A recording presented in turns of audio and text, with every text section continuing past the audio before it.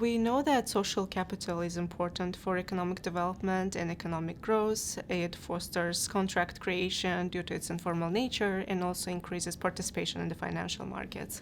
So in this paper, I study what is the effect of discriminatory colonial policies on the important elements of social capital, institutional trust and attitudes toward outgroups, where I define outgroups as people of other religions and of other ethnicities. So the evidence that I find comes from Morocco, the governance of which was split between French and Spanish protectorates from 1912 to 1956, when the independent period of Morocco started as a whole country.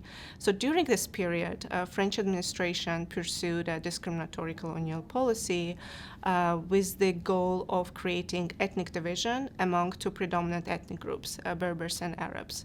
So this policy that was called the Berber policy was favoring Berbers and was against Arabs that were Orthodox Muslim, with the goal of curtailing Islamic religion and Islamic culture and the influence that it has in the region.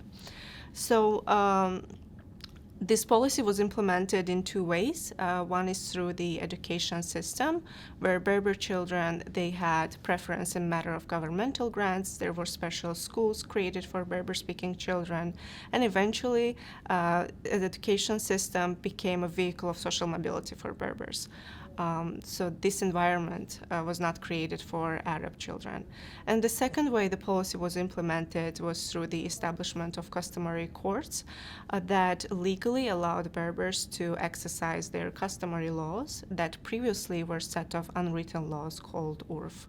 So to test whether such policy can have a long-lasting impact on modern trust outcomes, I digitize historical boundary between Spanish and French protectorates and combine it with spatial data using Afrobarometer survey.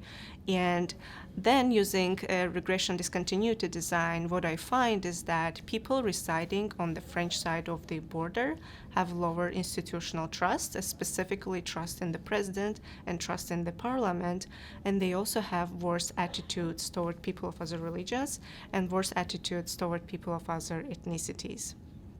The findings that I have, they highlight the reinforcing nature of cultural institutions and what began as an institutional restraint, so having this policy on one side of the border, it influenced attitudes and trust.